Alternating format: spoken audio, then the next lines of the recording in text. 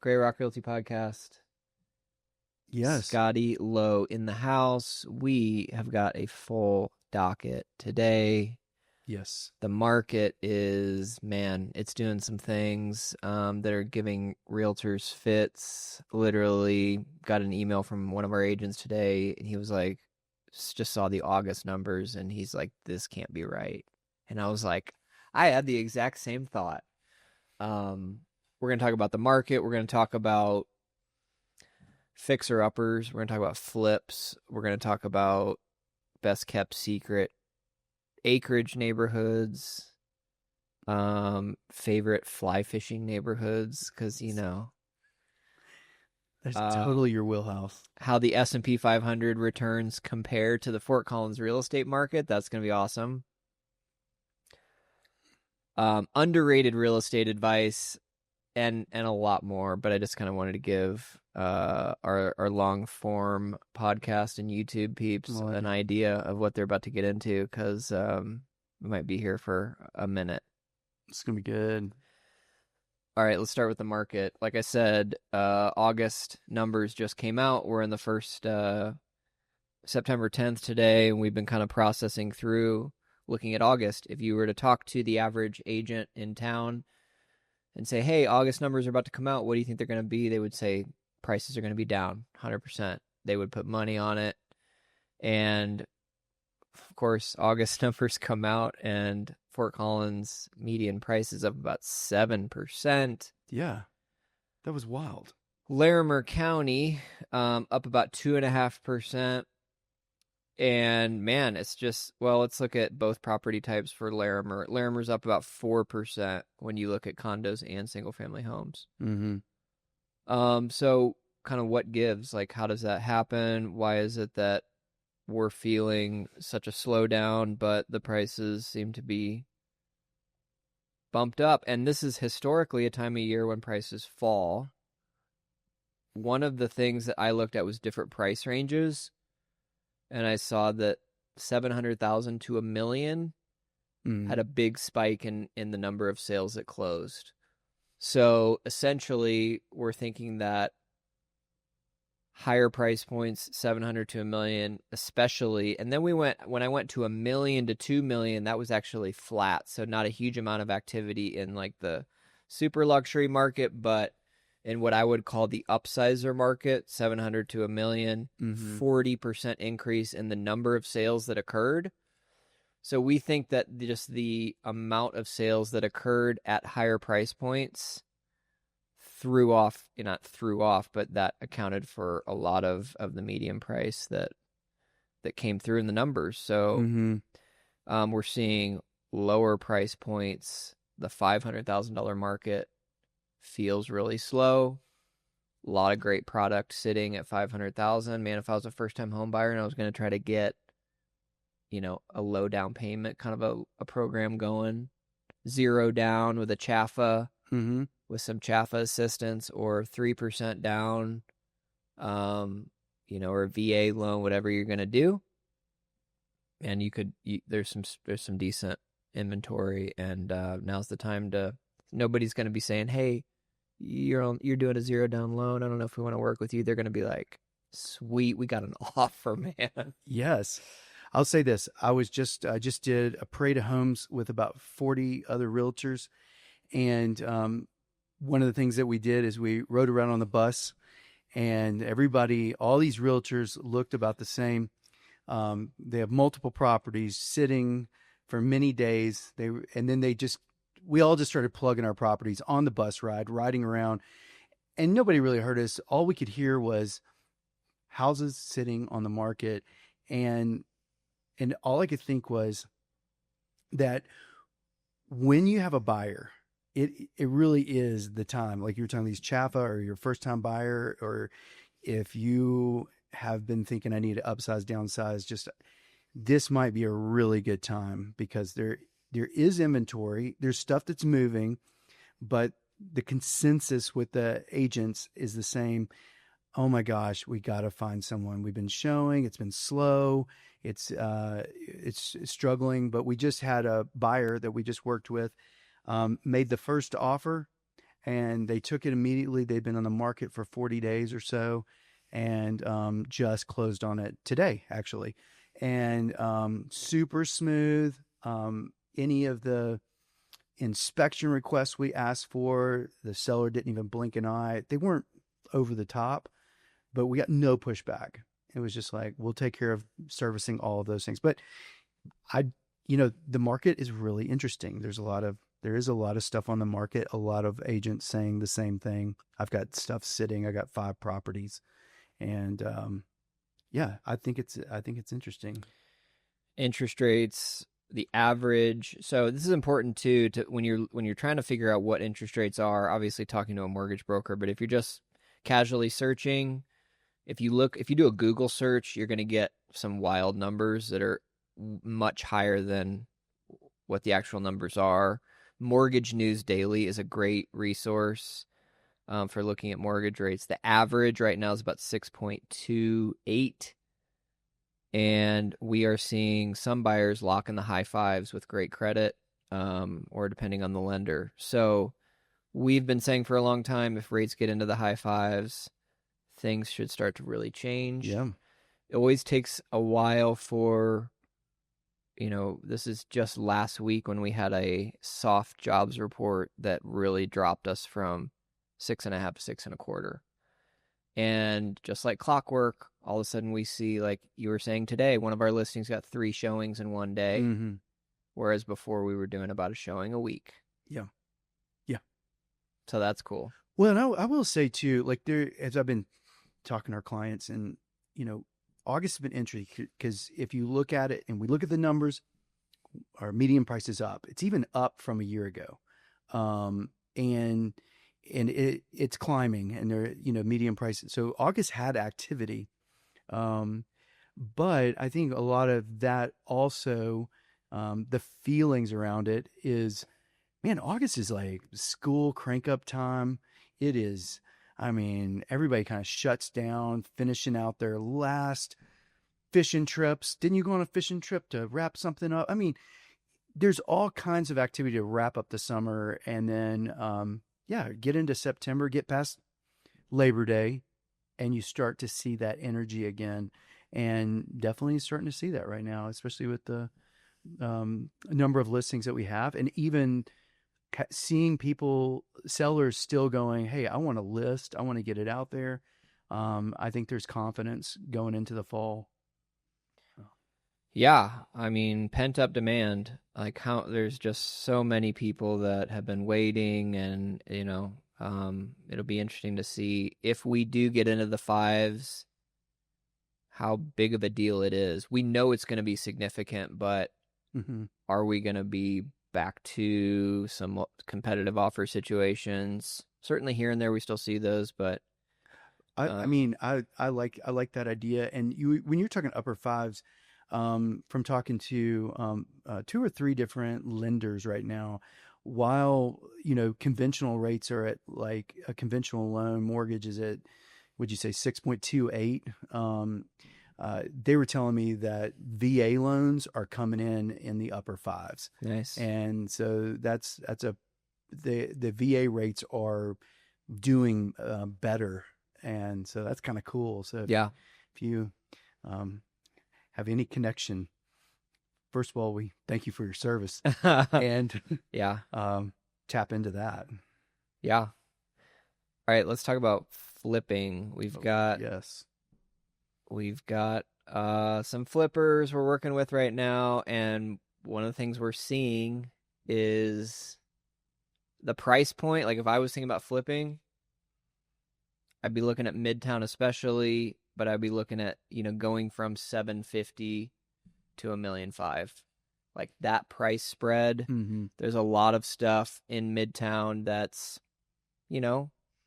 it's coming on the market. It's a fixer-upper, Yep. and because it's a premium neighborhood, they're still asking for, $750, and those properties are, a lot of times they're sitting there because, it's hard, like, for a consumer to say, okay, this house needs $300,000 worth of Mm-hmm. work, maybe $400,000 to really completely redo it.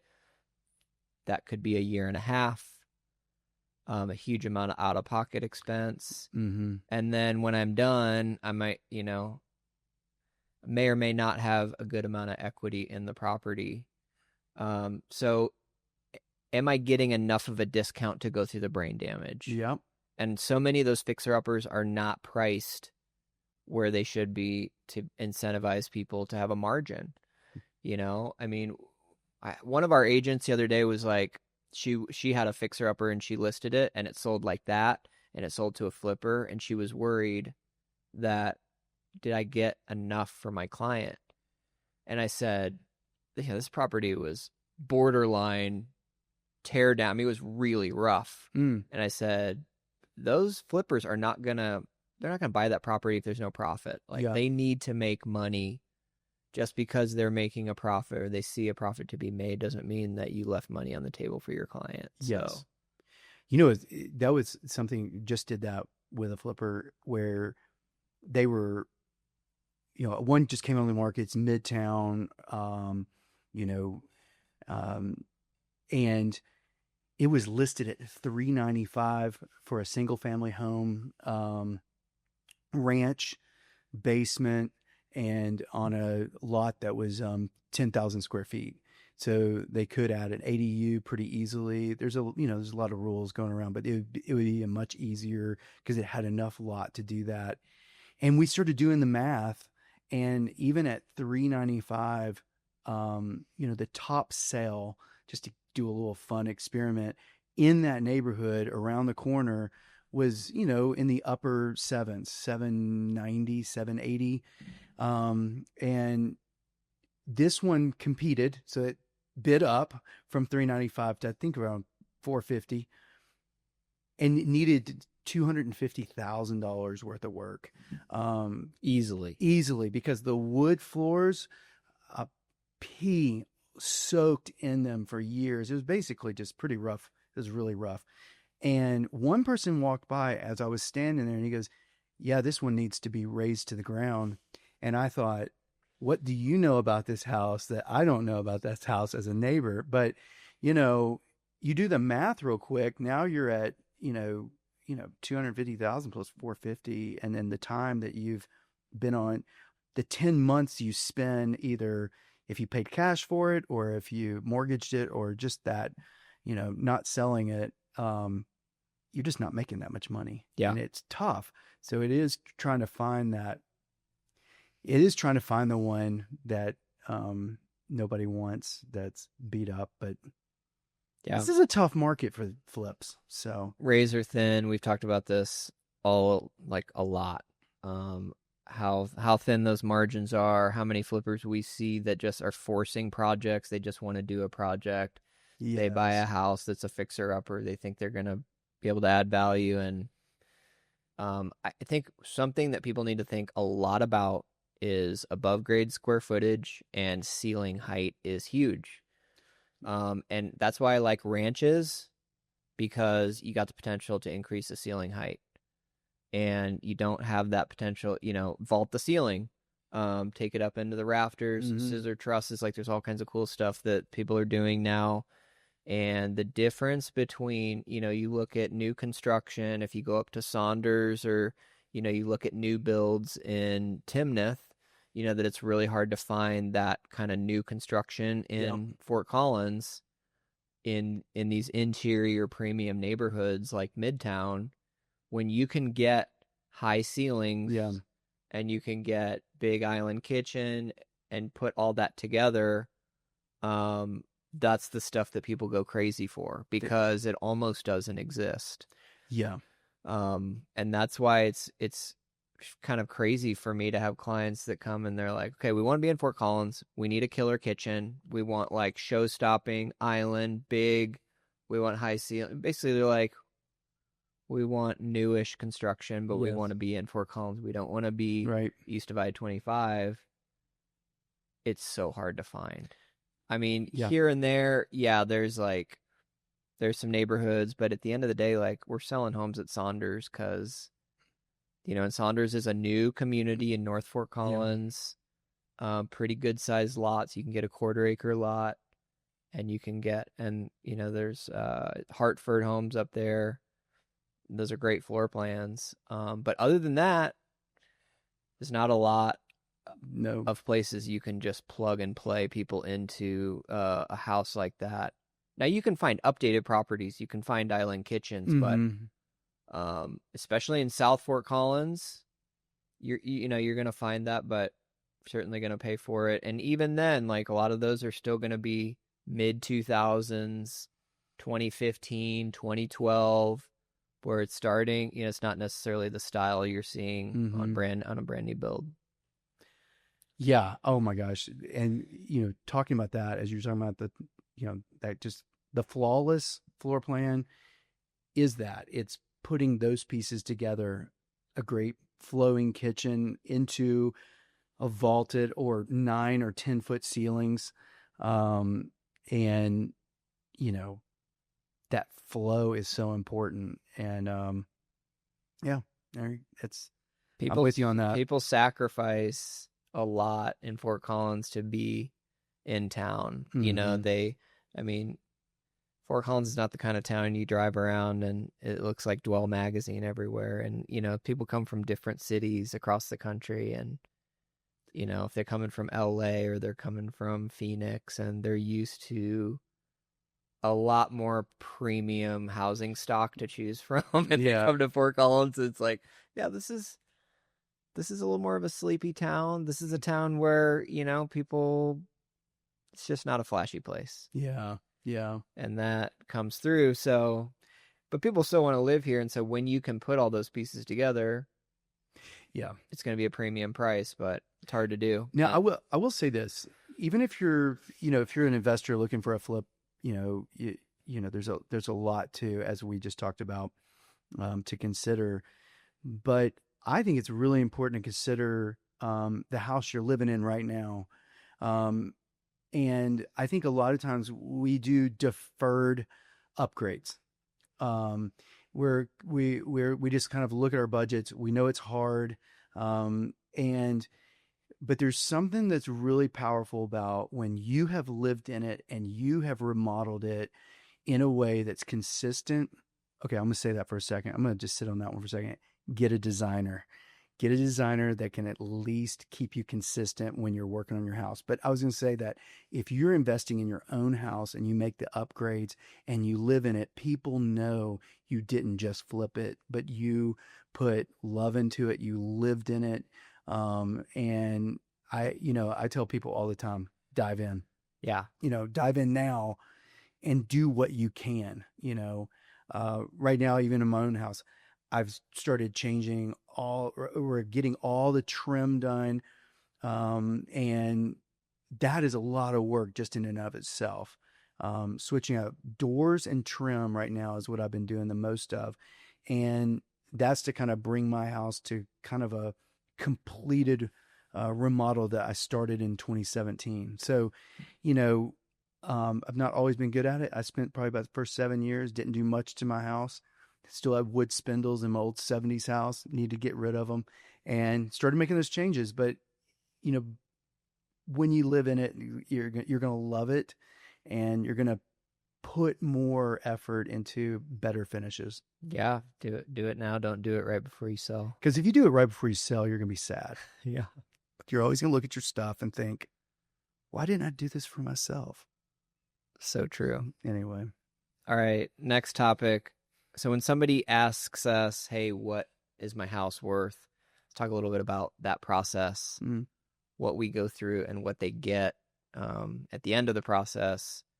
Is we're doing a lot of home valuations right now. So you get a call, hey, tell me what my house is worth. We go out, walk through the property, and I'm not going to tell them a price right there, right? We're going to go home. We're going to say, okay, here's what the neighbor's house. They have an inferior kitchen. We're going to add $45,000 for the kitchen. This bathroom's been renovated. Yours hasn't. We're going to make adjustments for all those different things. This lot size is bigger. And then we're going to give you a report and say, hey, we took 5 different properties. We made these adjustments. Here's what we think your house is worth based on the comparables. And here's how long we think it's going to take to sell at different price points. So, at this premium price, indefinite. Right. at this price point, which we think is right in there. It could be 60 days. Here's a timeline for a really fast sale. And these reports are super useful because, in a divorce situation, a lot of times that's the first thing you're trying to figure out if one spouse can buy the other spouse out. In an estate sale, you're trying to figure out, hey, you're trying to, the executor of the will's got to establish a value for the estate. It can be used in that situation. Sometimes people do hire appraisers, but a lot of times we're doing these price opinions. And then, it can also help people understand, does it make sense to sell, or do I want to turn this into a rental? We can do a rental analysis. And help them understand what's the return. Like if I have $100,000 of equity in this property, I can rent it for this amount.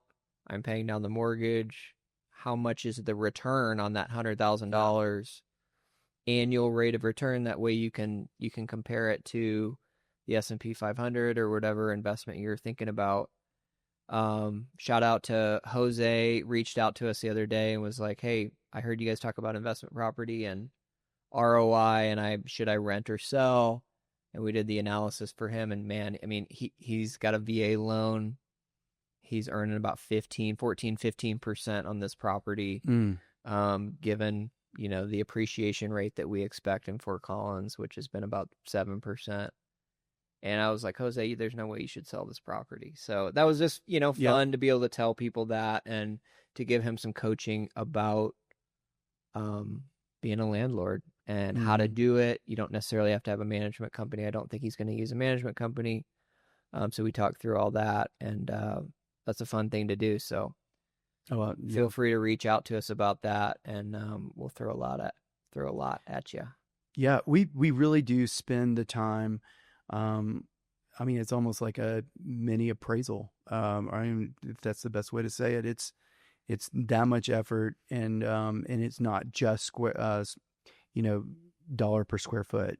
There's, like you just said, lots of factors, the upgrades, how yours compares to someone else. And I've seen the report that you give people, like, you're like, hey, here's this like book. Yeah. And tell everybody like what's in that report. In this, yeah. I mean, it has everything in it, everything from,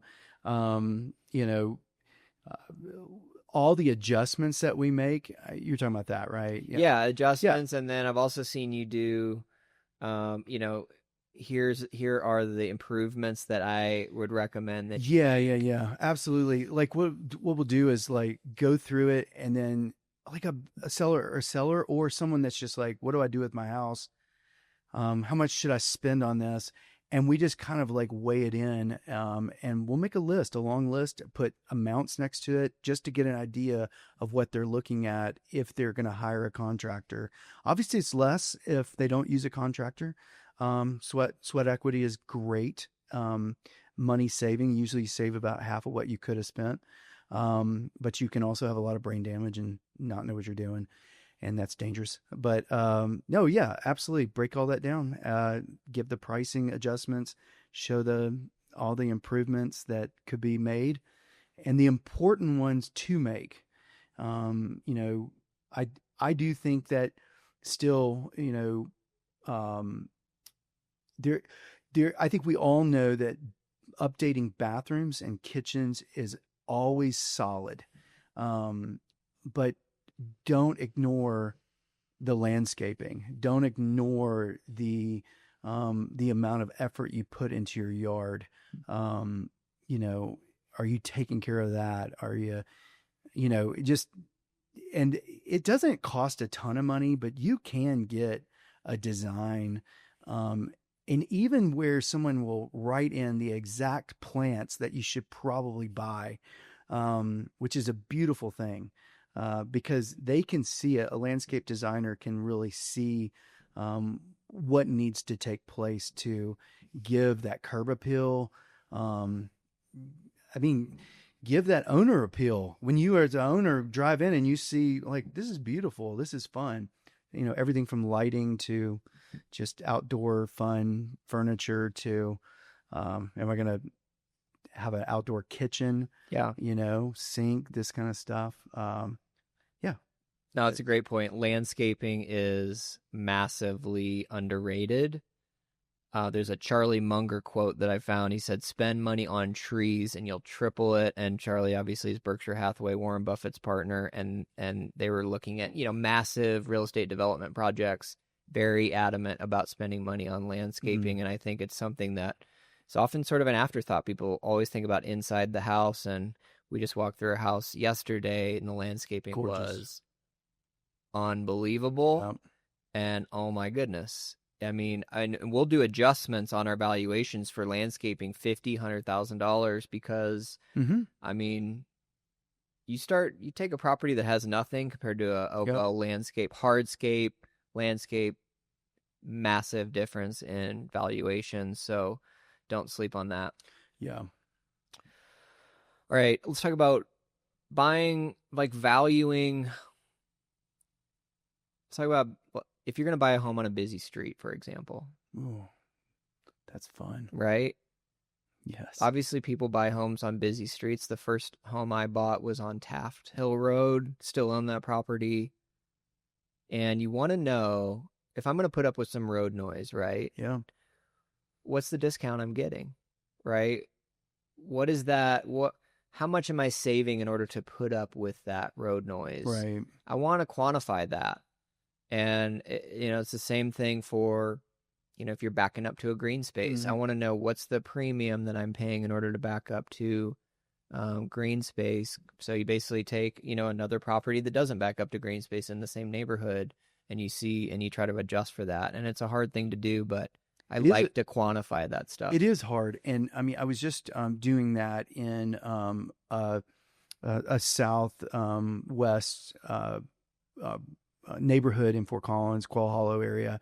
And, there was a street, there were the ones with all the road noise. And then we were adjusting for being in the middle of the neighborhood. You couldn't hear anything. You were close to the trails. I mean, that kind of stuff. Even though they didn't back up to open space, they were quiet. And I easily adjusted that property up 20 to 25,000, and would take away for something that was right on the road. And that is very important in considering those things. You can make those kind of adjustments all day long, because or a power line, a big old power line. Those just can be just obtrusive things that just make something not as premium. But knowing that, sometimes they can get you in the right neighborhood. If you can't afford something in the dead center, you can get in the neighborhood by doing this, but you just want to make sure that it's priced right for that and adjusted for. I think that's underrated real estate advice. Buying a home that backs to a park or a greenbelt. There's some parks, especially on the west side, Roland Moore Park, Avery Park. I mean, there are some properties in Fort Collins that back up to parks and, are still near the median price. I mean, I can't think of a better way to spend money than a greenbelt premium. Essentially you're getting, we have a listing right now in South Fort Collins. Doesn't back up to the park, but it's really close to 100-acre park, right? So essentially you're getting kind of the value of that open space, and people pay enormous amounts of money to have acreage. Or you could just buy a quarter acre that backs up to massive fields, and the kids spill out, and you take walks, and you're right next to the Greenbelt. I mean, you were talking about Quail Hollow, man. If God could design like the perfect neighborhood, that neighborhood, like the Greenbelts that are just, winding through and then spilling out into Spring Canyon Park, and you've got this incredible foothill view and just massive. I can't say enough about Quail Hollow. I can just say that it just quietly gets everything right. Yeah, it does. It just kind of just subtly does it, and you're just like, yeah. And there's some, some floor plans. There's some like 4-level weird that are like funky, and you're just like climbing up and down. It's like a tree house. But there's also, I mean, you can make those work, and then there's yeah. a ranch, there's an awesome ranch Yeah. on the market over there right now that Yeah. I'm just like, man, that's sitting there, Wow. and good time to pick This up is some amazing. nice Yeah. deals. I really, yeah, love that. Another underrated Fort Collins neighborhood, the Ridge in South Fort Collins along Kathy Fromm Prairie. If you look Mm. at one of the streets is called Hepplewhite Court. Man, those are acre lots backing up, and there's a strip along Hepplewhite on the south side of that street that backs up to Kathy Fromm Prairie. Panoramic views. Yeah. And acre lots, and a lot of those haven't been completely renovated, so they're still, they might be, they're going to be $1 million, they're going to be low 1 millions. But those are the ones, like even you were talking about earlier, like if you're thinking like flip or get something that you want to put value into, and then know you have a 1.5, $1.8 million home, you find a Easily. 2,500 square foot, 3,000 square foot property over in the Ridge. Yeah. And try to get it for 800 grand, put 200 or 300, maybe 400 into it. And now you're sitting on a really valuable property. It was valuable before. It's now even more valuable. Yeah, you can't overspend on renovations in an area like that when you've got acreage in that part of town. And backing up to Greenbelt and open space like that. So. Interestingly, we were parsing out the different parts of town. South Fort Collins appreciates faster than any other part of town, including downtown. Wow. Which I think is interesting. Yeah. And obviously a lot of that has to do with the tech corridor down there. But I also think that newer construction in that part of town, that is a part of town where you can go and find high ceilings, island kitchens, great modern floor plans, big lots, mature landscaping. So it's not super surprising that, that South Fort Collins is outperforming a lot of even Midtown, because I think, people love those locations, but it goes back to it's like those are still 1960s and you're not getting all the things that discriminating buyers want. And a lot of times if they want to put that all together, it's it can be a $2 million property. Yeah. Well, and I'll say this too, as we're talking about important floor plans and proper flips, and is having a primary ensuite, guest ensuite on the main level. That is such a game changer. I find so many people looking for that. I mean, for one, Fort Collins is a young city, but it's also a top city to retire to. Yeah. And so you have both extremes. It's young. There's, average age, I can't remember. It was like around 30 something. But with the retirement, people kind of moving and saving so much money on taxes if they're coming from a place like Chicago or, from California or any place like that. And they move in, they're, oh my gosh, I'm saving so much on taxes. They're looking for that main level primary suite.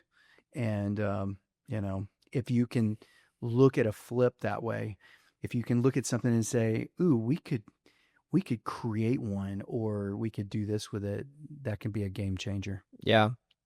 For value. And, All right. Top 3 Fort Collins neighborhoods for trail runners. I'm doing that one, and then you can do road bikers.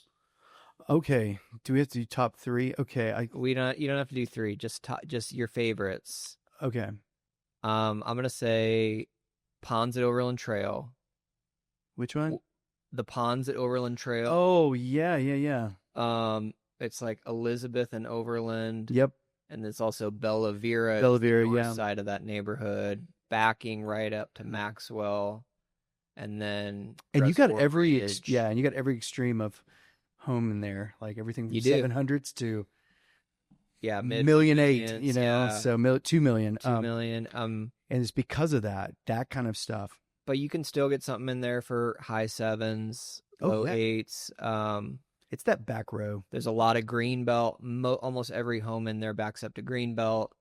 And then, boom, you are right on the trail. You're climbing the ridge just right from the neighborhood. And to me, that's what it's all about. Especially being on the west side, especially that there's only so much time in the day, and if you got to get in your car and drive somewhere, like Yeah. you're that much less to go probable to go work out. I just love that easy access. I love feeling like I just left my house and now I'm on a ridge top looking down Yeah. over Yeah. Yeah. town. And for mental health, for all the health reasons, I put a serious premium on that. And then, Quail Hollow, we also just mentioned the ridge backing up to Kathy From Prairie, goes back to like the Greenbelt thing. Yep. Fort Collins, there's so many parks, and for better or worse, Larimer County and Fort Collins require developers to make half of the developed area into open space. Certainly drives prices It up. does. It makes lots small, but man, makes for some sweet living. real estate, great living. Jump on the trail, man. Change your mood, change your life. Well, I'll tell you this, as you're talking about running and trail running, I couldn't agree with you more on that. The way I describe it, and when I talk to people, I love like Pooter Overlook. I love, like you said, I mean, you can't go wrong with Quail Hollow. You can't go wrong with, really what I'd like to say is the Overland Trail, like corridor. Yeah. Okay. That corridor, is amazing. Undervalued. There's so many, I mean, Dean Acres, you could be in any of these little pockets of neighborhoods Yep. that are instant access to mountain biking.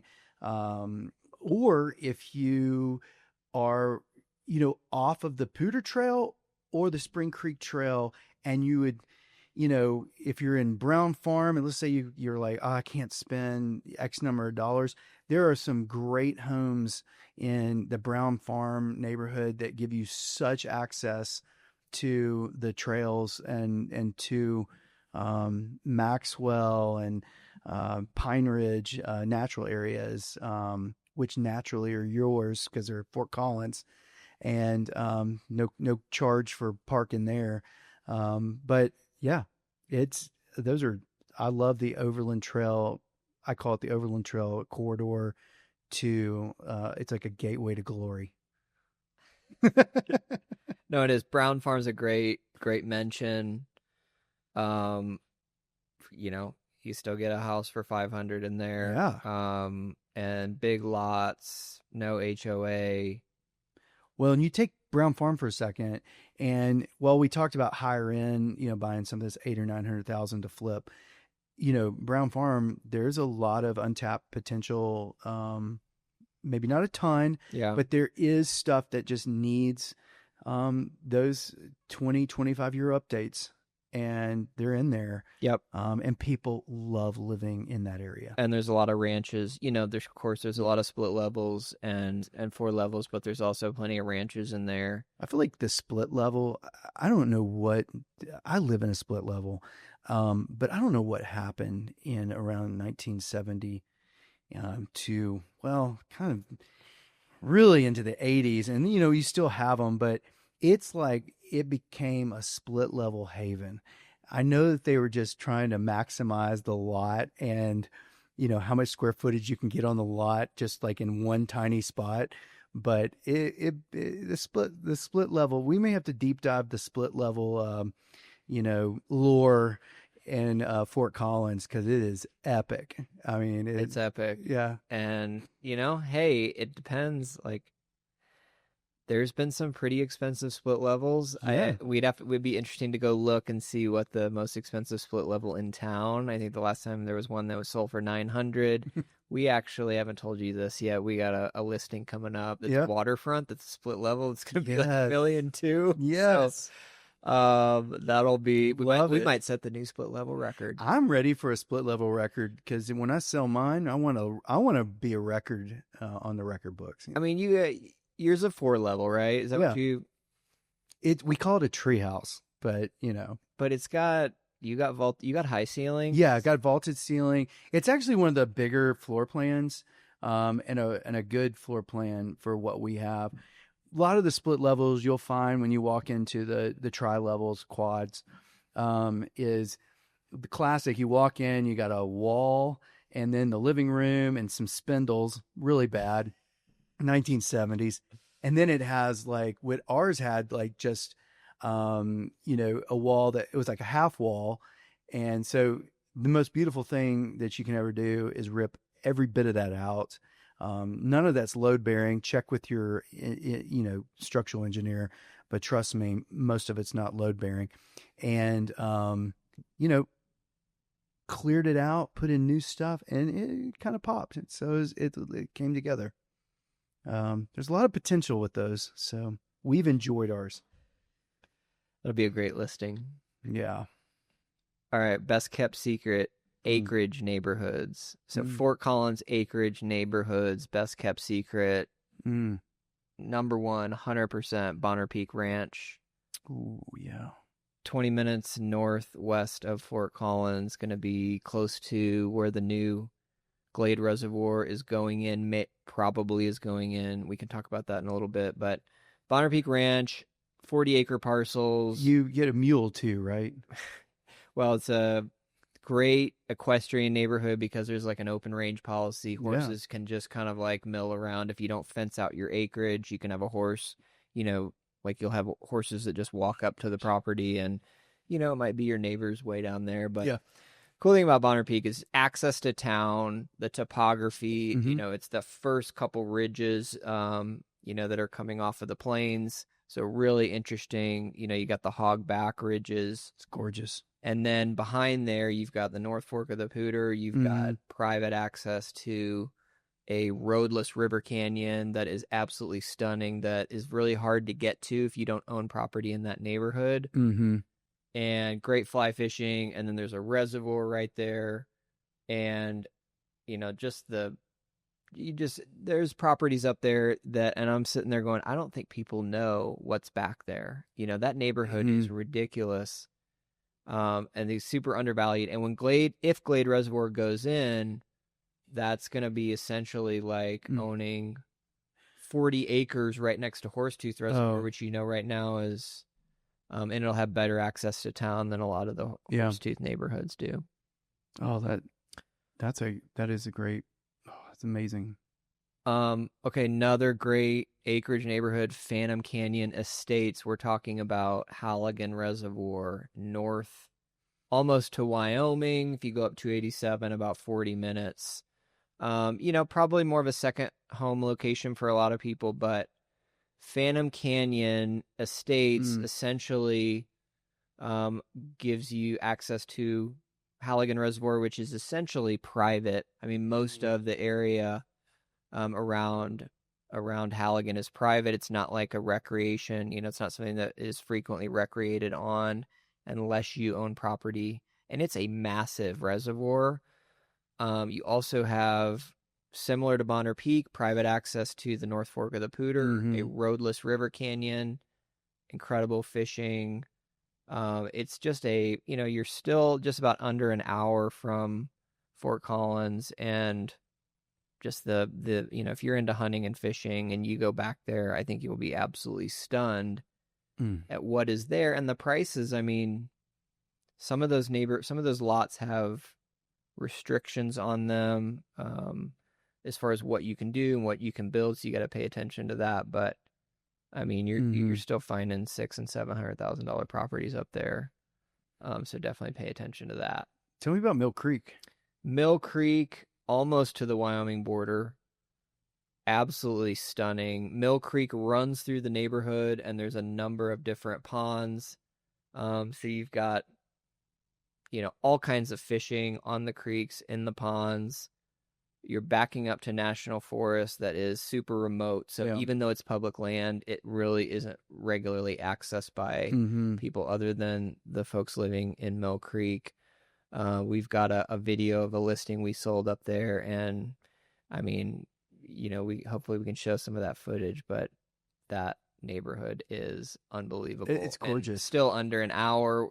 Now, I do have a question. Yeah. Like, in the middle of that, wasn't that where you just did some shameless video shots of you fly fishing? Yeah, Yeah, absolutely. just shameless. I mean, just you just dropping that. Hey, anytime I get to fish for work, it's gonna be a great day. I always, And always love it. You're like, oh, I got to bring my fly rod for yeah, this video shot. and then Crystal Lakes, right? We had a Mhm. listing in Crystal Lakes recently. We went up there, did Yes. some fishing on North Fork of the Pooter Yeah. again, and then there's a couple different reservoirs in Crystal Lakes that are That was, really awesome fishing. We got some great footage, and man, I mean, you can get a home for 400,000. yep. You can get homes for 7, 8, 900,000, but because these are not accessible to ski areas, Hmm. as far as mountain property goes in Colorado, and you know Crystal Lakes, Red Feather Lakes, Glacier View Meadows, these neighborhoods, if you've thought about having a second home, if you want a mountain getaway, if you want something you could do Airbnb, those are great places to I live. definitely think those are like best kept secrets in the Fort Collins area. I mean, 40 And an hour away, and you really feel like you're getting away. You get some elevation.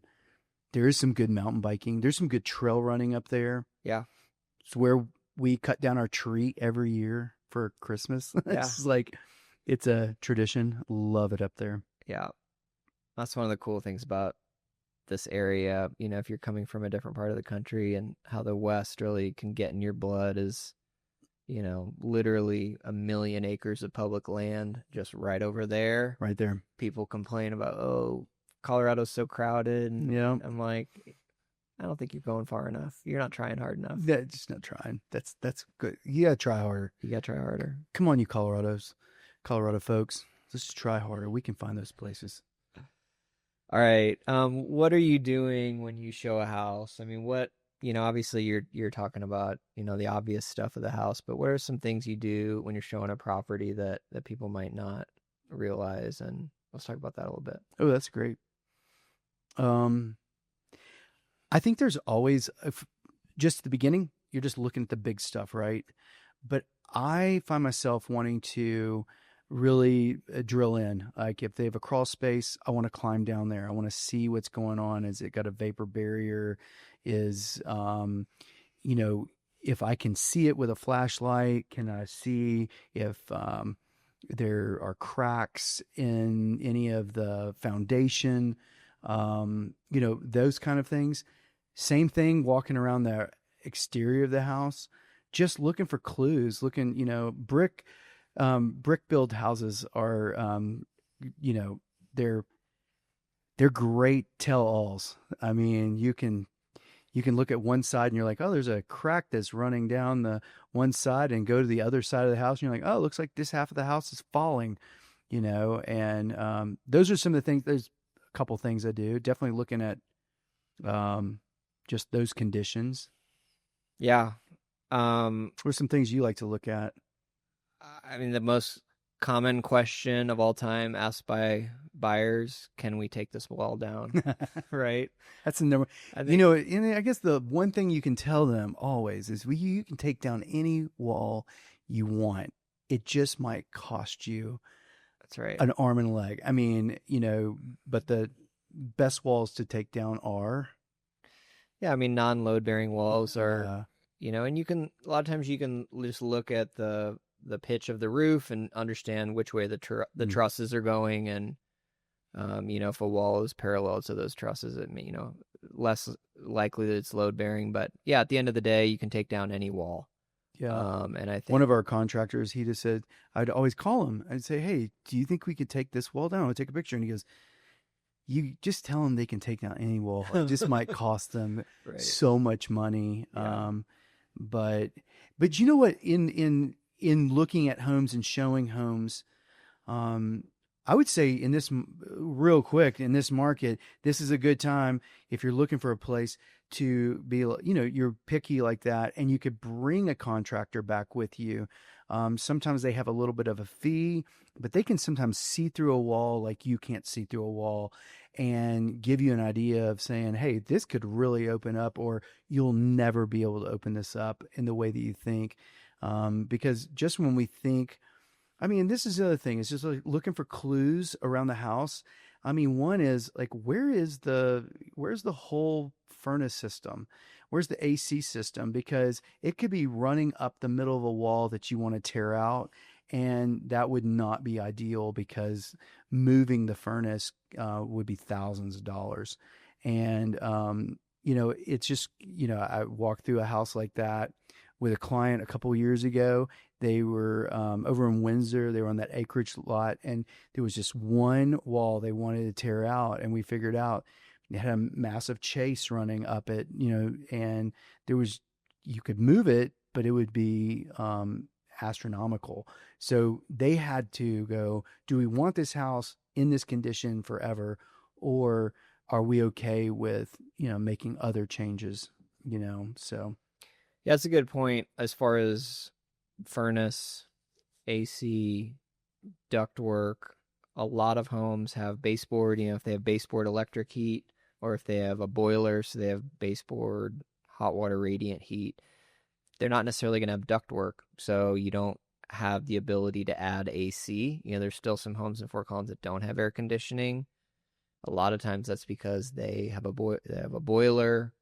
And so that's something you got to think about. We got to put mini splits in on this property. So many times when we're looking at a place, obviously we're going to talk about the obvious stuff, but I'm just immediately going to estimating mode, right? Mm-hmm. Like, how much is flooring going to 100%. cost? Take down this wall, cabinets for this. Let's do, bathrooms to start adding things. Yeah. And I think when you can walk through a place and be like, I think we're at about 65 to do X, Y, and Z. And obviously we got to verify those numbers, but I think that's really helpful for people to understand when they're walking into something that they're going to make changes to. Oh yeah. And then speaking of that, like basements, it's going, looking at a house with tiny window basements and saying, well, to actually get light in here would be adding proper egress windows.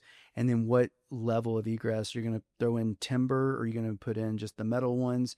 But that adds, well, safety, one, but it all, if you're in there and there's a fire, you can get out. But you could try to find ways to flood a basement with light, but those can be like $7-8 grand each. And so you got to you're talking, you're just walking through and estimating. I like that. That's what I do. Yeah. Yeah. Exactly what I do. They're like, how much is this bathroom? I'm like, 15 grand. I just did one. All right, let's talk about metro districts. Oh, I love them. Your favorite thing in the world. Nothing gets more exciting than that. Metro districts are special taxing districts. Essentially, it's a instrument for the developer to pass back the development costs of the neighborhood, or a portion of the costs, to the homeowners over time in the form of higher property taxes. Yeah. So for most of northern Colorado that are not in a metro district, you're going to pay about 0.65% of the assessed value of your home in property tax. But if you are in a metro district, a lot of times double that. Yeah, that goes to 1.1, 1.2, something like that. And you'll find the occasional 0.9. The occasional. But it pretty much doubles your property tax. Yeah, it does. And these have become very popular. They're controversial because people don't understand the amount. There's a lot that people don't understand about them. And I think there needs to be legislation that makes them more transparent. Because essentially the developer is taken out sometimes, hundreds of millions of dollars in debt. And the owners of the neighborhood are carrying that debt. Yeah. And they need to know. In like 50-year bonds. Right. And and you may say this, but what's interesting is they may have a line of credit because a whole part of the development hadn't been built yet that they had in their mind, these developers, and they may have 12 million out. That's what the neighborhood's paying for, but it may not be capped out. There could be another 7 or 8 million that they're going to use to build the roads and infrastructure for the new neighborhood and start to build those homes. And then, included in that a lot of times is like fire and police services and things like that, because it's not going to get annexed in 50 years. Right. And those costs could keep climbing. So I will say this: when we're getting into metro districts, I like to dig in and do as much due diligence to understand how they operate. Yeah, and something I like to do too, because you look at all these numbers, you look at these budgets, and you say, okay, there's $200 million in debt for this neighborhood, and you're like, geez, it sounds like this huge number. And then what we try to do is just say, okay, what is that per house? And obviously not every house is going to have the exact same amount of debt service depending on how it's structured, and then you say, okay, it's about, like, we did one for Thompson River Ranch, and it was about 17 grand in debt service for that particular house. And it's like, that's a lot different, right? Because you're paying that over time. And of course there's interest, right? That's not accounting, and that the interest. And that's something that I think there needs to be more transparency on, because those metro districts they don't make it easy to understand what the debt structure is, who owns the debt, what their incentives are for refinancing the debt, if any. Is it the developer? A lot of times it is. Who sits on the board? And we want to try to understand that stuff, but a lot of times we're explaining this to all our clients the best we can, and they're just kind of like, I have to be a part of this in order to buy this house, right? Like, just let me buy the house. It's like, okay. And then, of course, you have clients that want to really dive in, but a lot of people are somewhere in the middle. Probably most are in the middle. Just, I like this house. I like the floor plan. It's new. There's nothing like the new smell. Gets us all. But yeah. But there is a lot of resources. Well, I say not a lot of resources. There are resources, and we can help you navigate metro districts. Just want to make sure you know about them. Can you negotiate on new construction?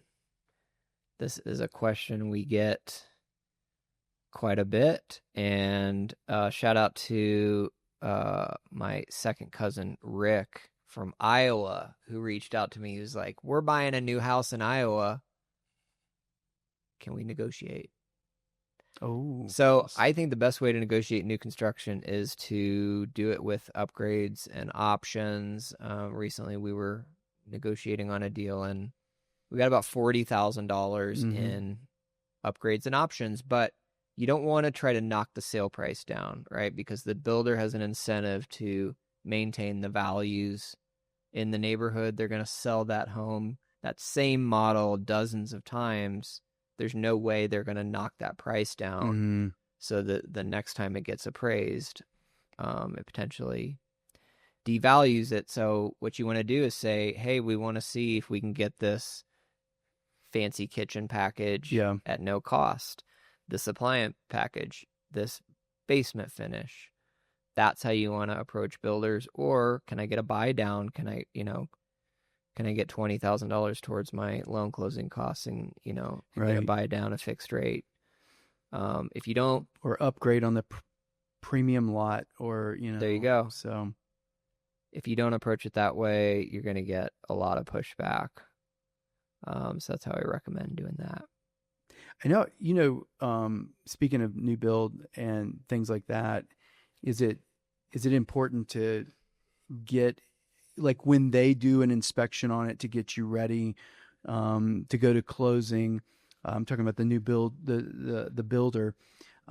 Should you get your own third party inspector? And I would say yes, even if it feels a little bit redundant. There's nothing like having them double check, and there's probably different phases you could do that. You could do it just before you close.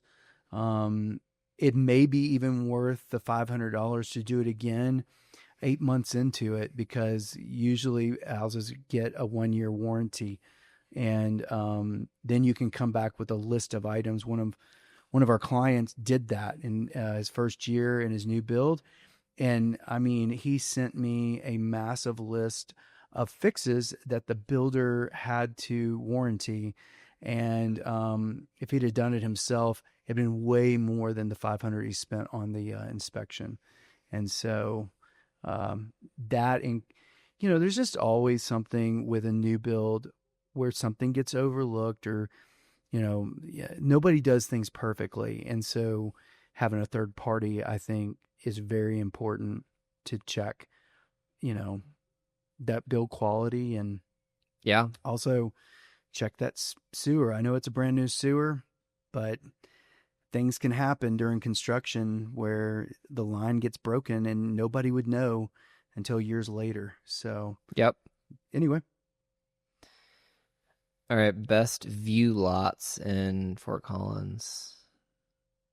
Oh, I'm sorry, neighborhoods. Best mountain view neighborhoods in Fort Collins. well, there's kind of oh, this is great. You gotta move your car. Yeah, but I'm not going to. I'm just going You for gotta it. live on the edge. I'm living on the edge with Fort Collins exciting traffic patrol. All right. They're awesome. I'm gonna say Ridgewood Hills, and I'm excited about our new listing in Ridgewood Hills coming up. Yes, that's But yeah, the views are amazing. there's a couple streets where all the houses back up to the west. You've got a natural area right behind you, Colina Mariposa Natural Area, Mm-hmm. and you also have a biking trail that connects to. Eventually, you can get all the way into downtown. But Ridgewood Hills, this is Trilby and Shields, just east of Shields, south of Trilby. And that one's going to be low 700s. So we're not talking crazy. And we're talking you walk out on your back porch and you're looking at Wyoming on your right, Horsetooth, Grey Rock Mountain, all the way down to looking up at Rocky Mountain National Park. I mean, you talk about panoramic and getting a property, and this is almost a 3,000 square foot property. Mm-hmm. For low 700s, mid 700s, depending on where we end up, man, that's absolutely killer. Huge amount of value there. Oh, yeah.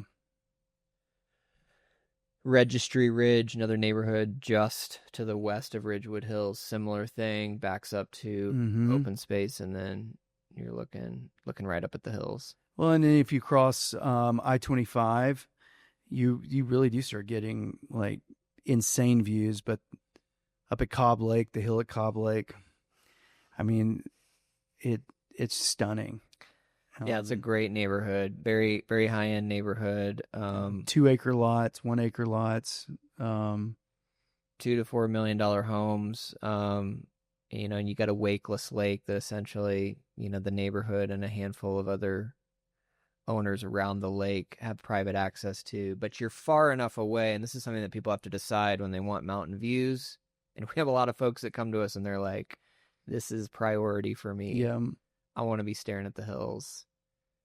And the further you get away from the foothills in Fort Collins, the better you can see the back range. Yeah. So when you get out to I-25, when you're in Timnath, when you're in Windsor, it's pretty dramatic. And the hill at Cobb Lake is kind of right there in that sweet spot where it's pretty stunning. Yeah, it's gorgeous. Those are some really good spots, depending on your price point. Minor detail. All right. Let's see what else. We're going to talk about Glade Reservoir real quick. For people that don't know, Glade Reservoir is a proposed reservoir just north of the entrance to the Poudre Canyon. So basically, they're going to reroute 287. This is an important thing that we've talked about in the past. We haven't talked about it in a while. Understand that 287 is going to be rerouted. If you're looking at real estate on the north side of town, that's something to keep in mind. Do you know where it's going to be rerouted? We've seen some acreage properties sell up there, and you kind of wonder, do those people know where that project's going to be, and that they might have a highway, super close to their fancy acreage property that they're buying. Glade Reservoir, the permits are in place. The land has been purchased. So there's a lot of debate. Is it going to go through? Is it not going to go through? I would say to me, it looks like high probability. There was, some news that came out that Fort Collins Loveland Water District, which was a big participant in that project, was potentially concerned about the costs of the project, right? Because they're, the NISP guys are basically saying it could be this amount, it could be this amount, and they're like, that feels scary. And it could be a multi-decade build. I mean, I've heard different things, and prices do go up because inflation, because building cost over that kind of period. So understand where that reservoir is. If you just Google Glade Reservoir, you're going to see all kinds of information about it. You're going to be able to look at maps. You're going to understand where it is. It's going to be, larger than Horsetooth Reservoir. There will be recreation on it. Again, Bonner Peak Ranch, we talked about that earlier. That neighborhood is already amazing. Now it's going to have this massive reservoir next to it. There are some acreage properties that back up to the reservoir that people have been trying to sell, saying, hey, eventually this is going to be waterfront. Most likely will be. But another cool thing about that, headlines that I have been checking out recently is Save the Pooter secured $100 million from the Glade Reservoir project in order to fund water projects for the Pooter, and one of those is potentially making they call it a water trail. So you'd be able to float from Gateway in the canyon all the way to Windsor. And right now there's a lot of different low-head dams. So I think the idea would be to make, passage through those low-head dams. So you imagine being able to float from the canyon all the way to Windsor, or, that would probably be a 2-day float, but just being able to do sections of that and kind of opening that up. And to do that in town, that would be cool. Amazing. Yeah. Yeah. So shout out to Gary Walkner and all the folks that Save the Pooter. They've really been working hard, and depending on where you sit politically and how you think about water in the West, you may or may not like the idea of Glade Reservoir, but at the end of the day, probably will end up happening. Just to give you an idea of how big of a deal water is on the Front Range. There's people looking at basically doing a pipeline from the Green River in Wyoming, which is western Wyoming, eastern, east side of Utah, piping that water all the way to the Front Range, multi-billion-dollar project. Just gives you an idea of how thirsty the Front Range is and how important water is, and the fact that municipalities like Wellington, Severance are starting to stop selling water taps. So developers are basically not able to build homes there anymore. Right. And if you think about, you drive a little ways out of Fort Collins, there's a lot of wheat fields and a lot of cornfields. And people always think, oh, this area is getting so big and so developed, and there's not going to be urban sprawl indefinitely on the Front Range. And we're getting to that point where building is starting to slow down because of water. And unless you have somebody like, the guy that's trying to bring pipe water 500 miles across, along I-80 to get to the Front Range, I think you're going to have, basically a stall on new development. And I think we're getting pretty close to that point. Well, we are a high plains desert, so. Yeah.